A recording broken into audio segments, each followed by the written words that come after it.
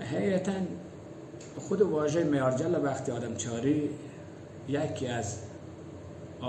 مقولات و واژه‌ان مهم اصالت فرهنگی بلوچه و به نظر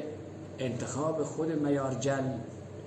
ولی هر که انتخاب کرده، هر دوستی و هر گروه آگاهانه انتخابش کرده و به نظر من یه رسالت بسیار مهمی که هم هویت درون ذاتی قوم بلوچه و هم برون ذاتی قوم بلوچه و هم دارایی های فرهنگی به تو معرفی بکنم. و از این بابت من به نظر میاد که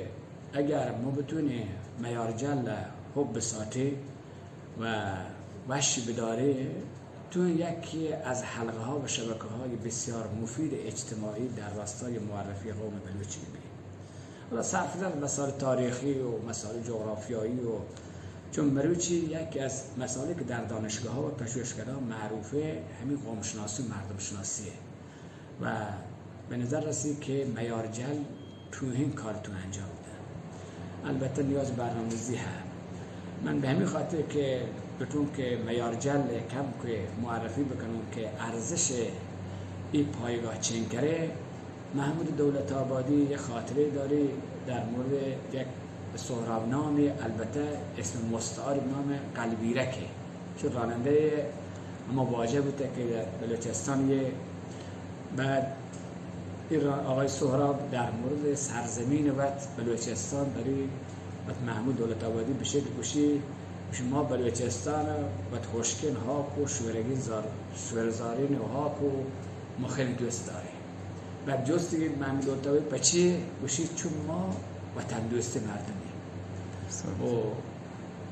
و من البته گوشی ای کاش این مرز بلوچستان و پاکستان همه بوده که ما تا آدم هم ربط دینیم نشان دهیم که بلوچ مردم از نظر میهن دوستی و مردم دوستی و مهمان دوستی و بعضی از این مقولات و از این جمله وجود داره و نشان دهیم که از حیث تاریخی، از حیث جغرافیا، از حیث فرهنگی دارای ظرفیتان بسیار بسیار زیادی هست. البته خب قطعا آنه که دوستک بودن تاریخان دوستان زحمت کشته پژوهشگران و بعضی مسائلش گشته ولی به نظر من کافی نه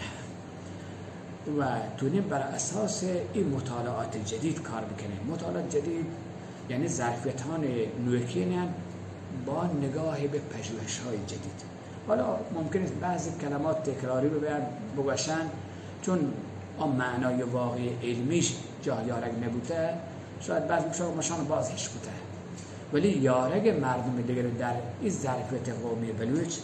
نشان بده از درون بگنده که بلوچ چونینه و این پایگاه به عنوان یک پایگاه حلقه ارتباطی بین بلوچ و ملت ایران بین بلوچ و سایر ملت‌ها دیگره و به نظر من تو خیلی خیلی مؤثر دی که و بتونه یک کار مهمی برای جغرافیا و تاریخ و فرهنگ مردم بلوچ انجام بده.